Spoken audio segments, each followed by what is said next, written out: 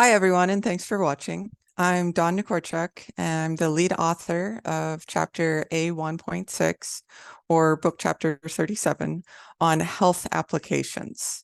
This work was done while I was a postdoc in Dr. Michael Wimberly's lab at the University of Oklahoma, and I'm now with the Spatial Informatics group. This talk is going to be broken out into 3 different sections. First, a real quick overview of the chapter.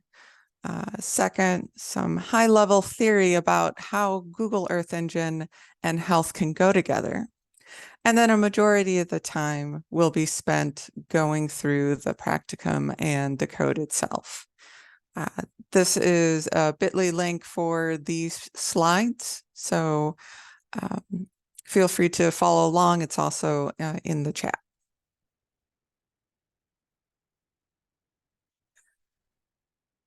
So we have 3 goals for this chapter, overall goals. 1, to calculate and export remotely sensed environmental variables, precipitation, temperature, and a vegetation water index. 2, we want to demonstrate how Google Earth Engine data can be used to support modeling and forecasting of vector-borne infectious diseases, such as malaria. And 3, show that data from Google Earth Engine can be exported, used in other software systems, such as R, for external analyses, and then those results can be imported back into Google Earth Engine. On the Google Earth Engine specific learning outcomes, we want to, 1, calculate our environmental variables. 2, in doing so, we're going to learn how to import satellite data and filter for a particular region and time period. And also 3, join the satellite data with associated quality information so we can do some quality filtering as well. Then finally 4, computing a zonal summary of our variables for elements in a feature collection. Here, this is going to be a shapefile of our districts that we care about, called worredas. The districts are called worredas. There are several things it helps to already know by the time you get to this application chapter, but it's not strictly necessary. And here they are for reference. So if you have a question on these, you can go back and get some more details. And these are the book chapter numbers. So let's get into some theory. Why would we use Google Earth Engine to look at human health issues? Let's start with the idea of One Health. It's an approach that recognizes that the health of humans, animals, and the environment are fundamentally linked and interdependent. It's meant to be an integrated approach involving, among other sectors, public health, veterinary, and environmental sectors. It's very relevant for food and water safety, antimicrobial resistance, and many different infectious diseases. Of all the recent emerging and re-emerging infectious diseases, it's estimated that 70% of those are vector-borne, meaning they're spread by arthropods like ticks or mosquitoes, or zoonotic, spread between animals and humans. So you can see how One Health and the idea that the environment, animals, and human health are all connected is very relevant for these types of diseases. And one particular vector-borne disease spread by mosquitoes is malaria, which is caused by the parasite Plasmodium and carried by the Anopheles mosquitoes. In 2021, there were an estimated 247 million clinical cases worldwide and roughly 600,000 deaths. And importantly, there are environmental factors that affect malaria risk.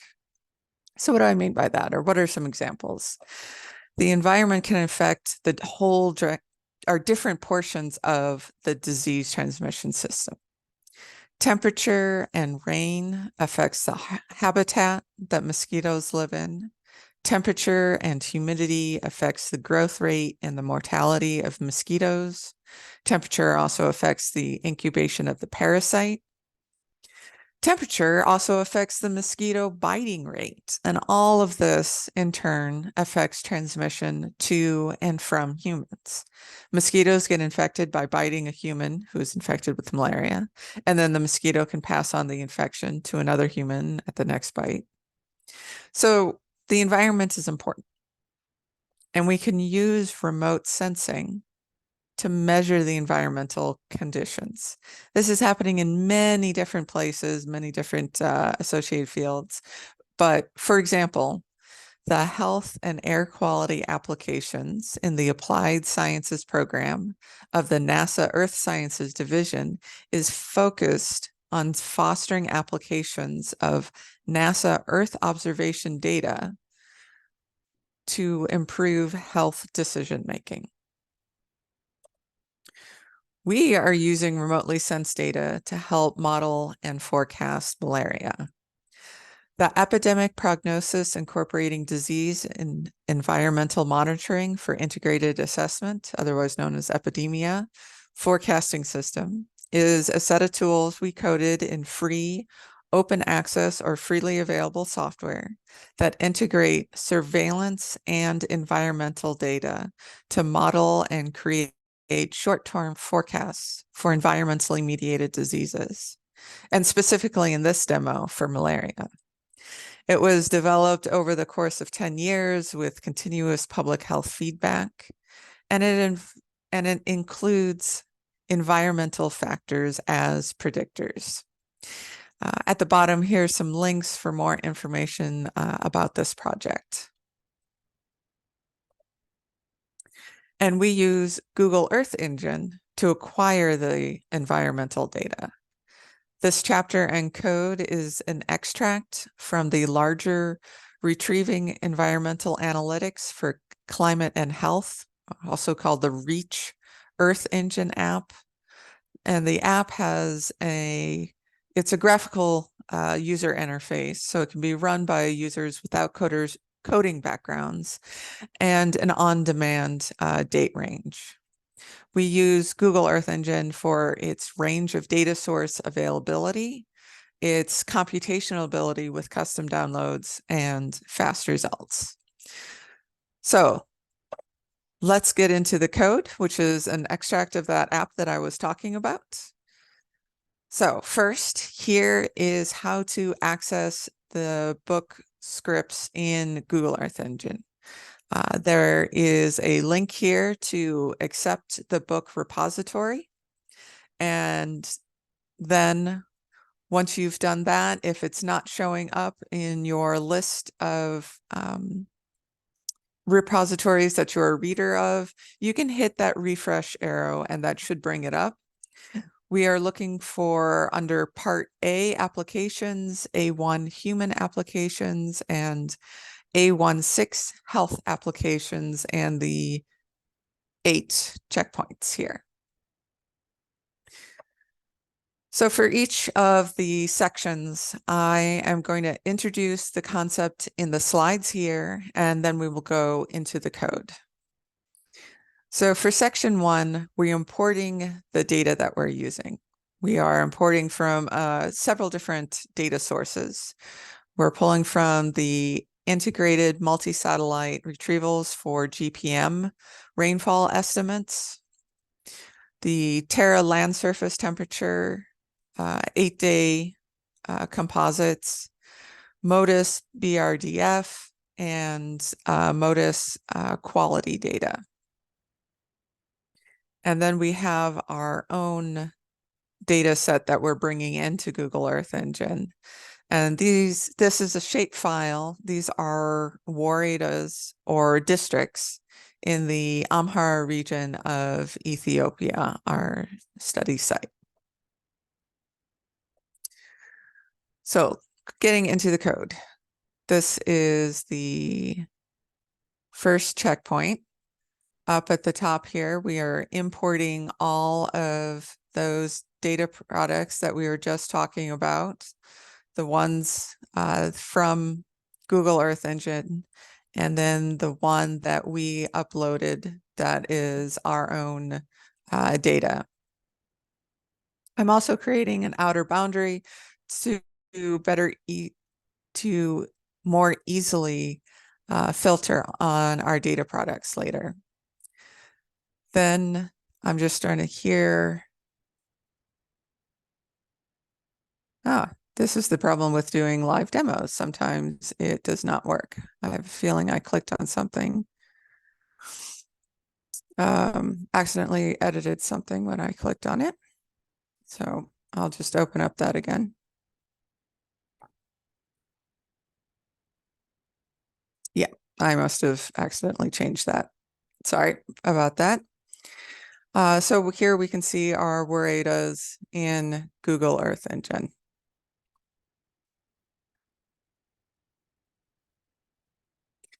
So section 2 is all about date preparation. With the app, the user will generally be requesting a date range for summarized data, and it's assumed to be near real time. Though you can also do decades of historical data if that's what you needed. Here for the demo, we're using a couple of hard-coded historical dates. Now, different data products have different data lags for when data is available. So when this is near real time, this becomes a lot more important to identify when the latest available date of data is. Also, what we need to do in this section is deal with LST data because they are in 8-day composites, or set up to deal with the LST data because they are in 8-day composites. And since we are calculating a daily summary, each day in that 8-day will be assigned that composite value. Now, if you think about it, if a person requests, say, day 3 of an 8-day composite as the start date, we're going to need to go back in time and get that previous 8-day composite. So we're going to have to do a little bit of date trickery in here. So jumping to that section.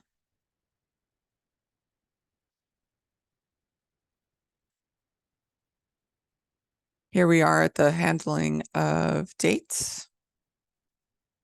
So here are some hard-coded dates here for the demonstration. You're welcome to go ahead and change these dates as you play around with this. If you want to see what happens when you get to near real time, whatever near real time is at the time that you're working with it. So here is where we're getting that previous LST composite date, the date that is most closest to, but prior to the requested date. And then here in the different sections, we are calculating when is our last available data date. We're using a max to get the latest start time. So of the data that is available. So we know when all of our data sets end. And we do that for precipitation and for the MODIS BRDF. LST, we've handled that up here.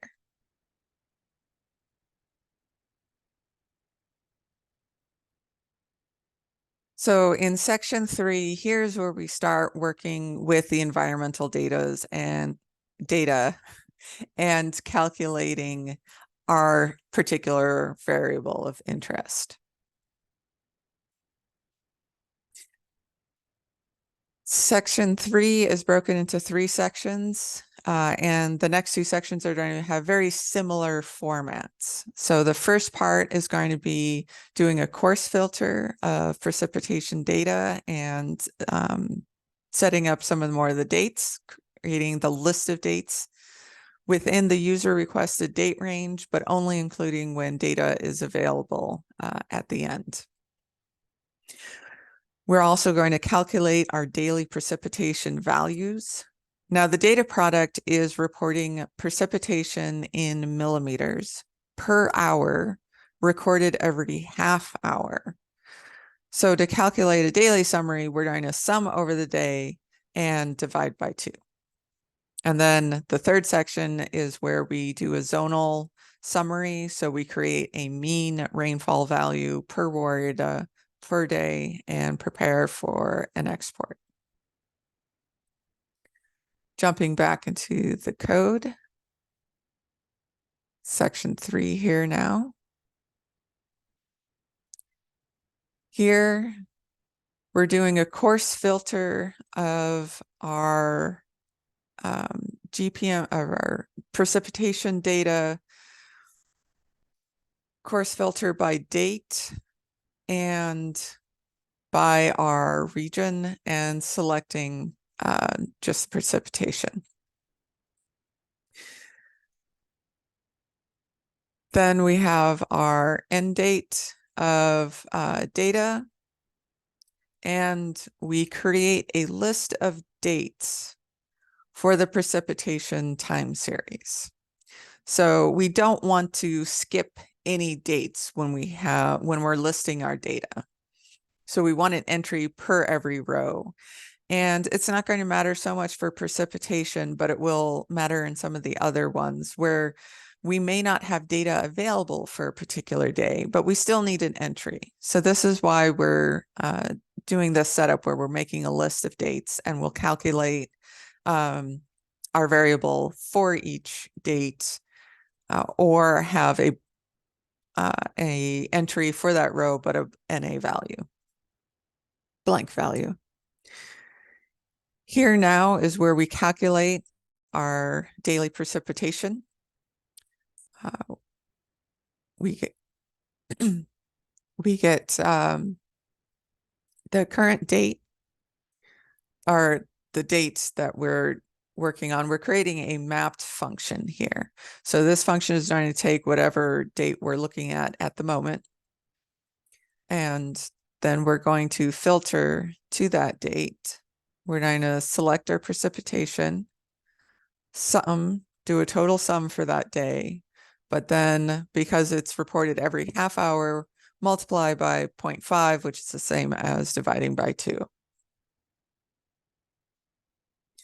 We're going to map this function over our list of dates, and now we have precipitation over each date. Then we're going to do some filtering back to the original user start date. Why we're taking so much care into the data availability dates is that we don't want errors to happen when we run this if there's no data available. We want an empty file at the end because there might be data available in the other products. So we want to make sure that we have something that we can calculate, and then at the end, we can filter this back to our requested range. I seem to be doing that a lot lately. Okay, so that is where we are here. We've just calculated our precipitation for each date and filtered now back to just the requested start and end date. From here, we're going to do a zonal summary to calculate precipitation by woreda. Now we want the day of year and year to come with this data. So we're going to convert the metadata to grids and then summarize. So we're adding bands here for the day of year and the year. And then we're going to reduce by regions, which is going to do our zonal summary. And here we're doing a mean for our precipitation over the area of the woreda of our district. We're going to map this function over our precipitation data and then flatten the results for export.